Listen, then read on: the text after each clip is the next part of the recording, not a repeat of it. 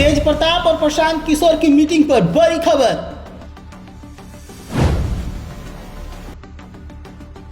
कल होगा बहुत बड़ा ऐलान।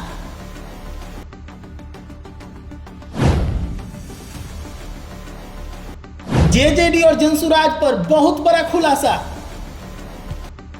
पटना पहले पाटलिपुत्र हुआ करता था। जिस दौर में पटना पाटलिपुत्र हुआ करता था, उस दौर में पटना की धरती पर एक इतिहास लिखा गया था, जिस इतिहास की कहानी का नायक चंद्रगुप्त मौर्य बने और खलनायक धनानंद को बनाया गया, और नायक को सत्ता तक पहुंचने का जो मार्ग प्रशस्त करने वाला इंसान बना, उसकी भूमिका निभाई कौटिल्य ने।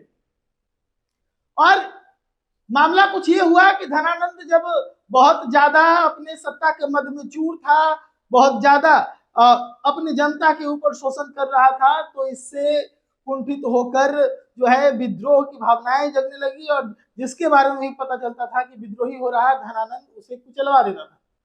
इसी कड़ी में एक समय ऐसा भी आया जब धनानंद की सभा में चाणक्य का अपमान किया गया। चाणक्य ने अपमान न सहते हुए अपनी शिखा खोल ली और कहा कि जब तक गद्दी से इसे उतारकर किसी दूसरे को गद्दी पर शासक बनाकर नहीं बैठाता, मैं शिखा नहीं बांधूंगा। और उसके बाद जो चाणक्य थे वो निकल पड़े खोज में एक नए शासक की।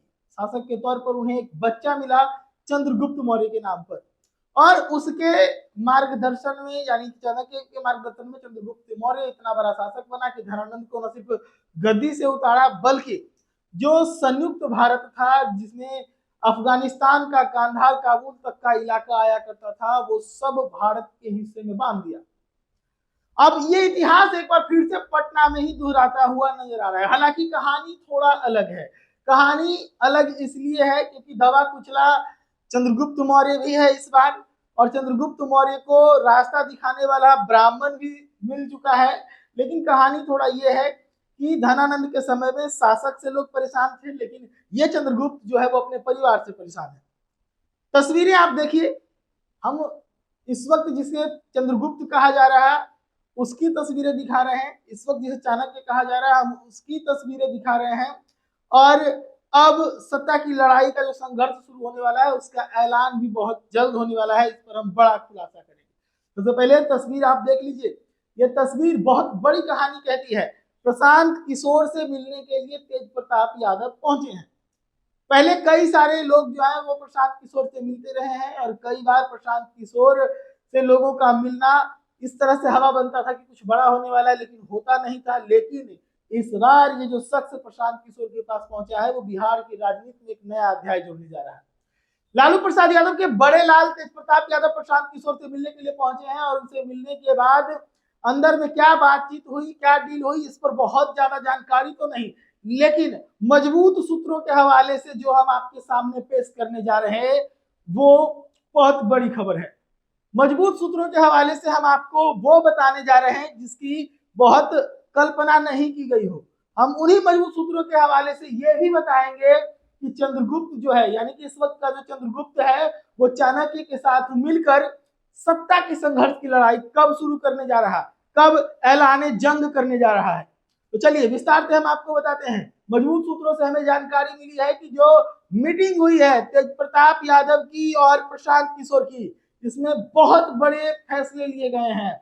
बहुत बड़ा फैसला ये है कि तेज प्रताप यादव की पार्टी जो है वो जनसुराज के साथ तेज प्रताप और प्रशांत किशोर की मीटिंग के बाद मिलने जा रही है। यानी कि जनसुराज में जनतांत्रिक जनता दल का विलय होने जा रहा है। फिर से मैं आपको बता दूं, प्रशांत किशोर की पार्टी जनसुराज में, तेज प्रताप की पार्टी जेजेडी का विलय होने जा रहा है।